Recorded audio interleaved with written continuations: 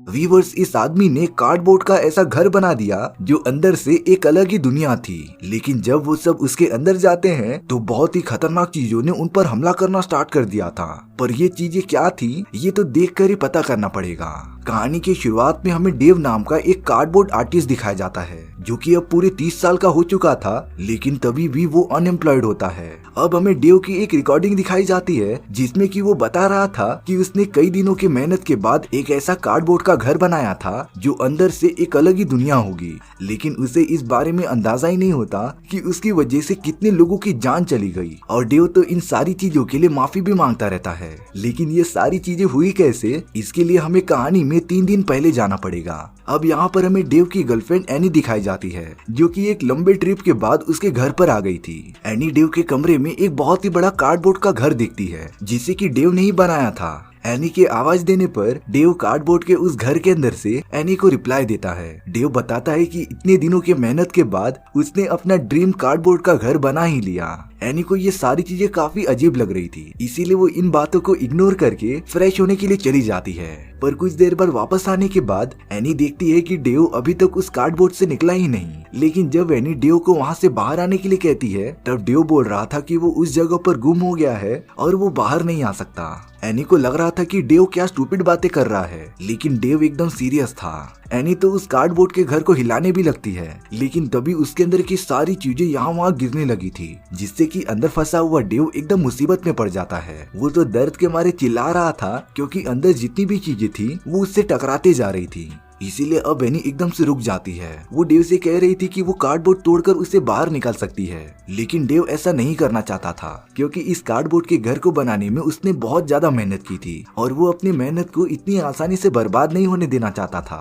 Any कहती है कि वो खुद उसके अंदर आके चेक कर सकती है, लेकिन डेव उसे साफ साफ मना करता है कि वो भूल कर भी अंदर ना आए, और अगर ऐसा हुआ तो वो भी कार्डबोर्ड की भूल भुलैया में गुम जाएगी। अब तो ये सारी चीजें एनी के समझ से बाहर हो गई थी, इसीलिए वो अपने एक दोस्त जॉर्डन को बुलाती है जो साइकोलॉजी का एक टीचर था। जॉर्डन जब उस छोटे से घर को देखता है तब वो एकदम से शॉक हो गया था क्योंकि इस टाइप के स्ट्रक्चर को बनाना इजी नहीं होता, खास करके इनके अंदर वाले पार्ट्स को बनाना बहुत ही ज्यादा डिफिकल्ट होता है। जॉर्डन उस पूरे स्ट्रक्चर की स्टडी करता है और डेव अंदर से ही जॉर्डन की सारी बातों का जवाब देते जा रहा था। डेव ने ये पूरा कार्डबोर्ड का घर सिर्फ 3 दिनों के अंदर तैयार किया था, लेकिन अब वो उसके अंदर पूरी तरीके से खो गया होता है। डेव ये भी मेंशन करता है कि उसने अभी भी पूरा घर कंप्लीट किया नहीं है, जो कि वो जल्दी करने वाला था। दरअसल डेव ने बिना कुछ प्लान बनाए उस पूरे कार्डबोर्ड के घर को तैयार किया था, लेकिन जैसी चीजें वो चाहता था वो ना बनकर डेव से कुछ और ही बन गया। जॉर्डन इस वक्त डेव की मेंटालिटी समझ चुका था, इसीलिए अब जॉर्डन ने अपने कुछ दोस्तों को वहाँ पर बुला लिया। उनके साथ एक कैमरामैन और उनकी पूरी टीम आ गई थी,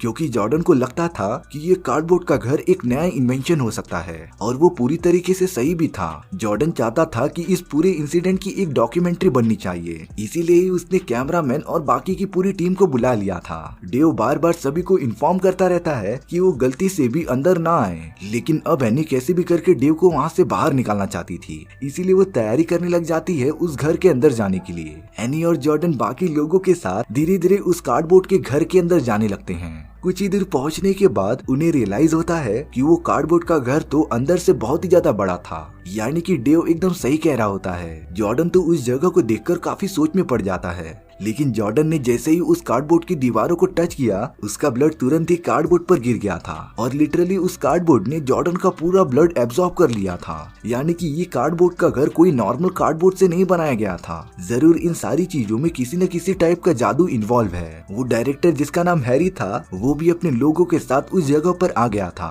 हैरी को उस कार्डबोर्ड पर एक बटन दिखता है जिसपे लिखा था कि इसे पुश मत करना, पर हैरी ने तो अपनी पूरी लाइफ में कोई भी रूल फॉलो ही नहीं किया था, इसीलिए वो तुरंत ही उस बटन को दबा देता है। बटन के दबाते ही जॉर्डन के ऊपर अचानक से हमला हो गया था, यानी कि इस कार्डबोर्ड के होम में जगह जगह पर जाल बिछे हैं और इन सभी से बचकर उन लोगों को आगे बढ़ना पड़ेगा।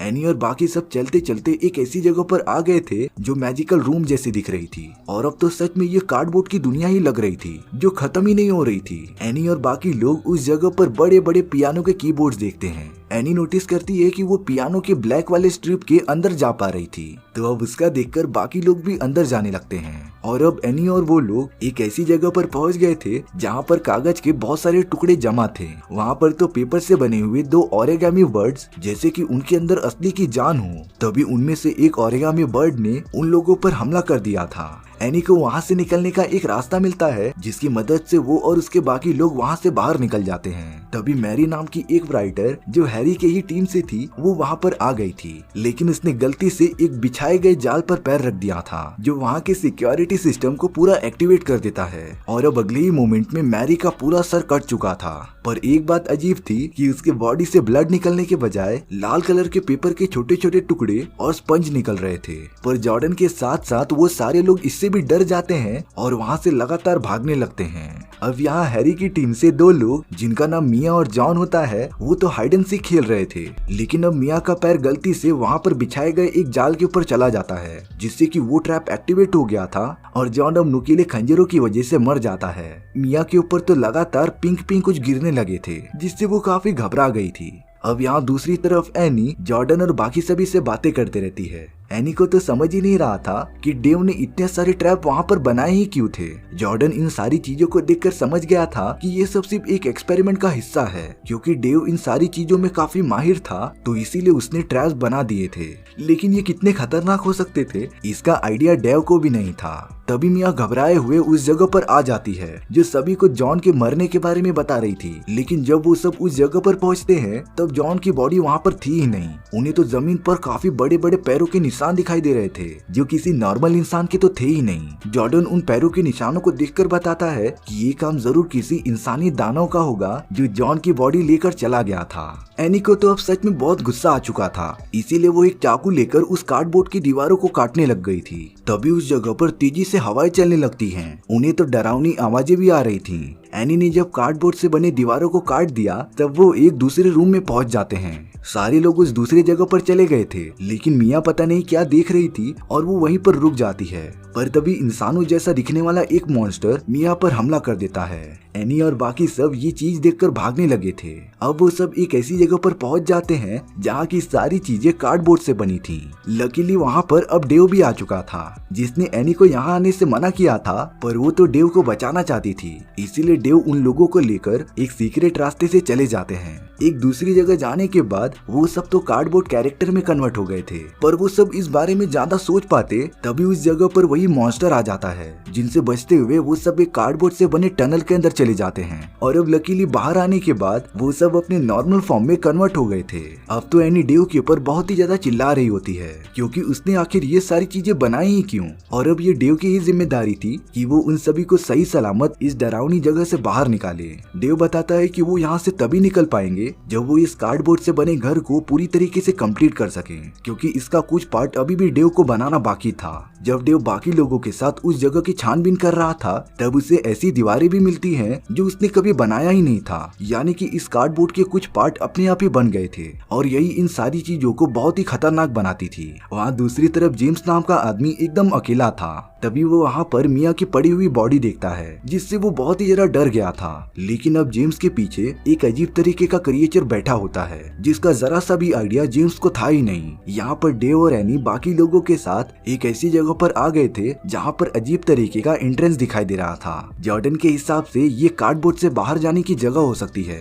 ये पता करने के लिए उन लोगों को उसके अंदर जाकर देखना ही पड़ेगा। लेकिन तभी डेव उन लोगों को रोकता है क्योंकि उसने खुद उस जगह से बाहर जाने की कोशिश की थी, लेकिन जैसे ही उसने अपना हाथ उसके अंदर डाला तब उसका हाथ पूरा का पूरा कार्डबोर्ड में बदल गया था, जो कि वापस ठीक नहीं हो सकता। और अब वो सब एकदम संभल जाते हैं। लेकिन डेव और बाकी सभी को समझ ही नहीं आ रहा था कि वो यहाँ से बाहर कैसे निकलेंगे। इसीलिए अब डेव हैरी की मदद से अपना एक वीडियो रिकॉर्ड करता रहता है जिसमें कि वो अपने इस कार्डबोर्ड से बने हुए घर के बारे में बता रहा था। और ये वही सीन होता है जिसे कि हमने कहानी के स्टार्टिंग में देखा था। डेव तो माफी भी मांगता है उन लोगों के लिए जो इस कार्डबोर्ड के अंदर आकर अपनी जान गंवा चुके थे। इन सारी चीजों के बाद वो सब मिलकर ये डिस्कस करते रहते हैं कि उन्हें कार्डबोर्ड का ऐसा कौन सा पार्ट बनाना चाहिए जिससे कि वो इस पूरी जगह को डिस्ट्रॉय कर सकते थे। तब जॉर्डन डेव को बताता है कि इस पूरी जगह का एक हार्ट तो होगा ही, लेकिन डेव ने इस घर के हार्ट को बनाया ही नहीं था, यानी कि अगर उसका हार्ट नहीं होगा तो वो घर जिंदा भी नहीं रह पाएगा। इस बारे में और पता करने के लिए डेव बाकी लोगों के साथ घर के और भी अंदर जाने लगता है। वो सब चलते चलते जेम्स के पास पहुंच गए थे, जिसकी आधे से ज्यादा बॉडी पूरी कार्डबोर्ड में कन्वर्ट हो गई थी। वो पता नहीं किसी चीज से बंधा हुआ था और उन सभी से हेल्प मांग रहा था, लेकिन डेव को समझ में आ जाता है कि ये उसकी एक चाल हो सकती है। इसीलिए वो बाकी सभी को जेम्स पर नजर रखने के लिए कहता है और अब वो खुद एनी के साथ निकल पड़ा था उस पूरे कार्डबोर्ड के घर के हार्ट को बनाने के लिए। डेव एनी के साथ मिलकर हार्ट को बनाना स्टार्ट भी कर देता है, लेकिन अब यहाँ पर जेम्स की जगह पर एक बहुत ही बड़े क्रिएचर का हाथ बाहर निकल गया था, जो लगातार हैरी और उसके आदमी ऊपर हमला करते ही जा रहा था। इसकी वजह से हैरी का एक कैमरामैन उस गड्ढे में गिर जाता है, लेकिन हैरी तुरंत बचाने चले गया था अपने कीमती कैमरे को, पर अब उस कैमरामैन को मॉन्स्टर ने अपने पास खींच लिया था। कैमरामैन तो हैरी को बुरा भला कहता रहेगा उसकी मदद ना करने के लिए, लेकिन अब तो जॉर्डन के सामने वही मॉन्स्टर आ जाता है जिसने उनमें से बहुत सारे लोगों को मार दिया था। सारे लोग डर कर यहाँ से वहाँ भागने लग जाते हैं, लेकिन लकीली डेव ने उस घर के हार्ट को बना लिया था, जो तुरंत ही उसे डिस्ट्रॉय कर देता है, जिससे कार्डबोर्ड से बनी वो पूरी जगह एकदम से हिलने लगी थी और अब वहाँ की दीवारें लगातार गिरने लग जाती हैं। डेव और बचे हुए लोग उस कार्डबोर्ड से सही सलामत बाहर आ चुके थे और अब उन सभी की जान बाल बाल बच जाती है। डेव ने बहुत ही ज्यादा मेहनत करके उस कार्डबोर्ड के घर को बनाया था, लेकिन अब वो उसके कुछ भी काम का नहीं। पर इसी के बहाने हैरी की तो डॉक्यूमेंट्री तैयार हो गई थी और अगर वो डॉक्यूमेंट्री लोगों को पसंद आई तो डेव बहुत ही ज्यादा फेमस हो सकता था।